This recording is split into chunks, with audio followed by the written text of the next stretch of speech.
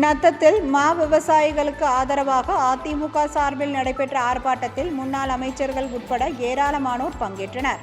திண்டுக்கல் கிழக்கு மற்றும் மேற்கு மாவட்ட அதிமுக சார்பில் மா விவசாயிகளுக்கு ஆதரவும், மாங்காய்களை விவசாயிகளிடமிருந்து தமிழக அரசே நேரடி கொள்முதல் செய்ய வலியுறுத்தியும், குறைந்தபட்ச ஆதார விலையை நிர்ணயம் செய்ய கோரியும் நத்தம் பேருந்து நிலையம் அருகே மாங்காய்களை நடுசாலையில் கொட்டி ஆர்ப்பாட்டம் நடைபெற்றது.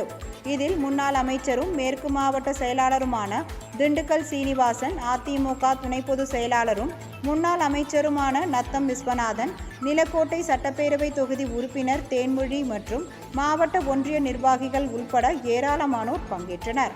முன்னதாக பேசிய அமைச்சர் திண்டுக்கல் சீனிவாசன், மாங்காய் விலை வீழ்ச்சியால் மா விவசாயிகள் கடுமையாக பாதிக்கப்பட்டுள்ளதாகவும், எனவே மா விவசாயிகளுக்கு ஏக்கர் ஒன்றிற்கு 25,000 ரூபாய் இழப்பீடு வழங்க வேண்டும் என்றும் கேட்டுக்கொண்டார்.